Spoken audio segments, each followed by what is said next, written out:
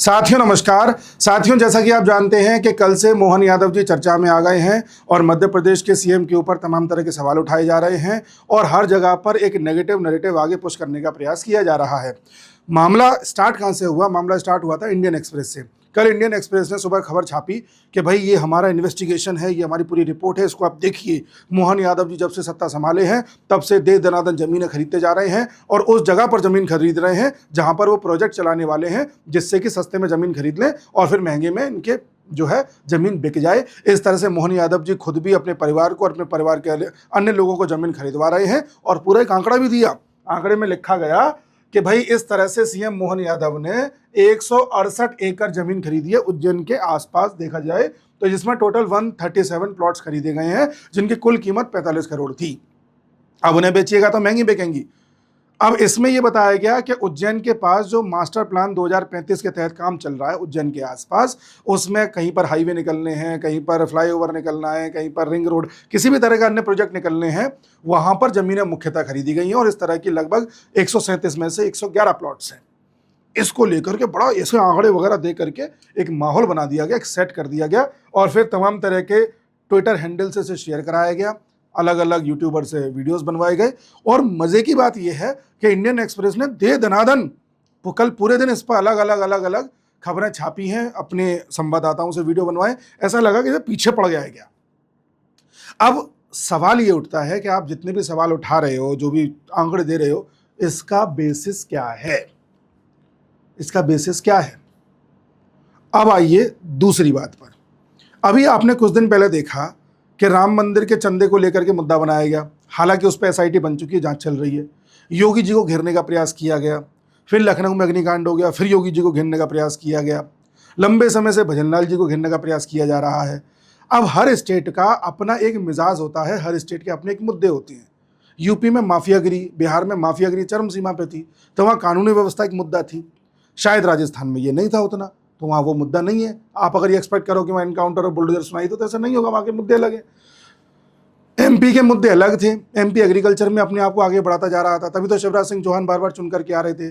तब फिर अब मोहन यादव जी आए, उन्होंने इस काम को आगे बढ़ाया और मोहन यादव जी ने एमपी में एक नया विषय पकड़ा जिसको लेकर के वो बहुत ज़्यादा सक्रिय हैं, वो है एजुकेशन। और आप जान करके हैरान होंगे कि एमपी के रतलाम का एक स्कूल है, सांदीपनी स्कूल, जिसको पूरी दुनिया में, भारत में नहीं पूरी दुनिया में नंबर 1 अवार्ड मिला है बेस्ट इनोवेशन का किसी स्कूल के लिए। अब इस तरह के काम हो रहे हैं। अभी हाल ही में देखा गया कि मोहन यादव जी जो 12वीं क्लास में उत्तीर्ण की छात्राएं हैं, जो गरीब परिवार से आती हैं, जिनका रहन सहन उतना उत्तीर्ण नहीं है, उनके घर जा कर के उनको प्रोत्साहित कर रहे हैं, उनको आगे बढ़ाने का कार्य कर रहे हैं। कभी भी किसी भी स्कूल में चले जाते हैं, हर जगह का निरीक्षण कर रहे हैं। तो एक एजुकेशन मॉडल बनाने का प्रयास किया जा रहा है। तो उसको तो ये लोग काउंटर नहीं कर पा रहे हैं, उन्होंने कुछ नया लेकर के आए। अच्छा, नया भी क्या लेकर के आए? कांग्रेस वाले क्या कह रहे हैं कि ये खबर शिवराज सिंह चौहान ने प्लांट करवाई है। मतलब कैसे भी बीजेपी में फूट पड़े। ये लोग चुनाव में नहीं हरवा पा रहे बीजेपी को, ये लोग कॉकरोच जनता पार्टी जैसी बना करके जेनजी को नहीं भड़का पा रहे, किसानों को नहीं भड़का पा रहे। ये जब किसी तरह से बीजेपी को हरा ही नहीं पा रहे हैं, तो अब इन्होंने क्या किया है, एक एक करके नेता को टारगेट करना स्टार्ट किया है। कभी किसी के पीछे पड़ जाओ, कभी किसी की चीज पीछे पड़ जाओ और बार बार एक ही खबर को इतनी बार बोलो कि लोगों को लगने लग जाए कि ये सत्य है, ये लगेगा कुछ तो है। अब सवाल उठता है एक और कि अगर इंडियन एक्सप्रेस ने जो छापा है वो पूरी तरह से सही नहीं है, तो फिर सच क्या है? सच सुनिए आप, मैं आपको सब चीज़ें दिखाऊंगा अभी। चलो मैं आप दिखाई देता हूं। देखिए, ये कार्यालय मुख्यमंत्री सीएम का मुखपत्र है, सरकारी कागज है, सरकारी आंकड़े हैं, आप जब चाहें तब वेरीफाई कर सकते हैं। 2023 में जब मोहन यादव जी ने कुर्सी संभाली थी, उस समय जो अपना हलफनामा दिया था कि मेरे पास कितनी प्रॉपर्टी है क्या नहीं है, जब आप चुनाव लड़ते हैं या आगे कुर्सी संभालते हैं, तो उसमें इन्होंने कहा था कि मेरे नाम पर 17 एकड़ ज़मीन है, मेरी पत्नी के नाम पर 12 एकड़ ज़मीन है, मेरे पुत्र के नाम पर 16 एकड़ ज़मीन है और मेरी पुत्र वधू के नाम पर 10 एकड़ ज़मीन है। ऐसा उन्होंने उस वक्त बताया था। आप कहोगे 30 एकड़ ज़मीन है, फिर तो ये भूमाफिया हुए। भूमाफिया नहीं हुए, ज़मीन होना भूमाफिया नहीं होता। इनका रियल एस्टेट का बिजनेस था और ये 2003 से ही सक्रिय थे अपने आप को उठाने में, और उन्होंने कई इंटरव्यूज़ में ये बात पहले बता रखी है कि मैंने किस तरह से अपने आप को अपने दम पर खड़ा किया और धीरे धीरे हम रियल एस्टेट के बिजनेस में आए।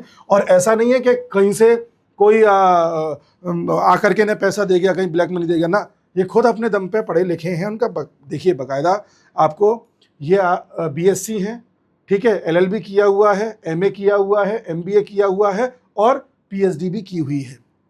पढ़े लिखे आदमी हैं, बढ़िया। इन्होंने बिल्कुल निचले स्तर से उठते हुए अपना कद हासिल किया, फिर चुनाव लड़ा और बाद में एमएलए बने, फिर शिक्षा मंत्री रहे और अब जो है सीएम है। 2008 में एक कंपनी टाइप की बनाई गई। अच्छा, इसको लेकर के भी देखो, 2008 में सिद्धि विनायक कंपनी नाम की एक कंपनी बनाई। इसका काम था कृषि कार्यों में अपने आप को इंडल्ज रखना और काम करना कृषि या किसानों के लिए। इस कंपनी को चलाया जा रहा था। 2017 में इस कंपनी के निदेशक पद से इस्तीफा दे दिया था मोहन यादव जी ने। और जब इन्होंने हलफनामा दिया था 2023 में, उस समय इस कंपनी के पास 68 एकड़ जमीन थी। अब इस समय इस कंपनी के पास 65 एकड़ है, यानी 3 एकड़ कम और हो गई है। और उससे भी बड़ी बात, जो भी शेयर मोहन यादव जी के पास इस कंपनी के रह गए थे, वो भी इस साल के मार्च में उन्होंने छोड़ दिए, यानी इस कंपनी से पूरी तरह से अपने आप को अलग कर लिया। लेकिन सिद्धि विनायक कंपनी को भी बीच में लाया गया। एक खबर ऐसी पिरोई गई, सिद्धि विनायक कंपनी जोड़ दो, उज्जैन मास्टर प्लान 2035 जोड़ दो, मोहन यादव भूमाफिया ऐसा करके कुछ जोड़ दो और कुछ आंकड़ेबाजी कर दो और एक माला बना दो कि देखो किस तरह से घोटाला हुआ है। 2023 दिसंबर में जब इन्होंने पद संभाला था, तब से लेके आज तक 1 इंच जमीन ना इन्होंने खरीदी है, ना इनकी फैमिली ने खरीदी है। एक भी सरकारी आंकड़ा नहीं है, अगर है तो कोई लाके दिखा दे। लेकिन हवा बनाई गई। सौरभ द्विवेदी जो इंडियन एक्सप्रेस से जुड़े हुए हैं, जिनको बड़ा पत्रकारिता का शौक है, अभी पिक्चर में एक्टिंग करने गए थे, फ्लॉप हो गए थे। बड़ा साहब इंटरव्यू उन्होंने लिया था मोहन यादव जी के एक टाइम पर, बोलते थे कि देखिए जब भी इस तरह के तथ्य सामने आते हैं तो दोनों तरफ से बातें सुन लेनी चाहिए।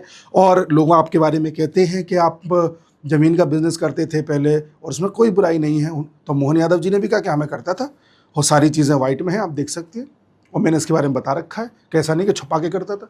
कॉलोनी, लैंड, इसमें बड़ी दिलचस्पी है। हमारी जैसे होटल थी, हमारी खेती है नदी के किनारे। उस समय तो साहब बड़ा सौरभ द्विवेदी दूसरे टोन में बात कर रहे थे, अब दूसरे टोन में बात कर रहे हैं। चलिए करिए, बात करने से किसी को नहीं रोक सकते आप। लेकिन सवाल एक छोटा सा मेरा ये उठता है कि भी हाल ही में एमपी में राज्यसभा के चुनाव हुए थे, जहां कांग्रेस का कैंडिडेट हार गया था।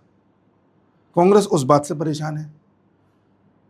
अभी वेस्ट बंगाल में देखिएगा आप, माता कांग्रेस का कोई मतलब ही नहीं है। बिहार में कांग्रेस किस तरह से परास्त हुई थी, झारखंड में किस तरह से परास्त हुई, यानी कि ये राज्यसभा की सीट नहीं बचा पा रहे हैं। अब उस तरह की खुन्नस जाहिर सी बात है एमपी में भी इनकी रही होगी। उसके बाद ये खबर आई। ये खबर उस वक्त आ रही है जब कुछ ही महीनों बाद, 6 महीने बाद यूपी का चुनाव है, जहां यादव वोट बैंक अपने आप में अहमियत रखता है। और आपने मोहन यादव करके बार बार पीछे पड़ के इस तरह की फिर बयान दिलवाए जा रहे हैं अलग अलग लोगों से कि देखिए बीजेपी किस तरह से मोहन यादव जी को हटाना चाहती है, देखिए यादव हैं इसलिए हटाना चाहती है। मतलब किसी भी तरह से यूपी के यादवों को विश्वास दिला दिया जाए कि बीजेपी यादवों के खिलाफ है, जबकि ये वो पार्टी है जिसने एक ओबीसी कैंडिडेट को, जो यादव हैं, उनको एमपी का सीएम बनाया। आप ये बता दो, यूपी में अखिलेश यादव की फैमिली के अलावा कोई और यादव सपा से सीएम बन सकता है? कभी नहीं बन सकता। इन्हें ये चिढ़ है, ये देखना इस तरह से पूरा इसको रूप देने का प्रयास करेंगे। तो मैं यहाँ पर कोई मोहन यादव जी की वकालत करने नहीं आया। मैं इनको, ऐसा नहीं है कि मुझे कोई बेहद लगाव है, लेकिन हाँ ये ज़रूर है कि लंबे समय से मैं इन पर इन्वेस्टिगेशन कर रहा हूँ। मैं खुद भी, मैं दिल्ली के सीएम, यूपी के सीएम, वेस्ट बंगाल के सीएम, बिहार के सीएम, एमपी के सीएम पर विशेष इस समय रिसर्च कर रहा हूँ। इसलिए आपने देखा होगा अक्सर करके मैं कोई ना कोई तथ्य लेके आता हूँ। जब मैंने देखा कि ये इंडियन एक्सप्रेस ये काम कर रहा है, और आप जानते हो कि इंडियन एक्सप्रेस द हिंदू को लेकर के मैं कई बार आपसे चर्चा कर चुका हूँ, तो फिर मुझे लगा कि हम किस मर्ज की दवा हैं। आगे देखिए, लोगों ने फिर इसका काउंटर करना स्टार्ट किया। बड़े बड़े ट्विटर हैंडल वाले लोगों ने भी इसका काउंटर स्टार्ट किया।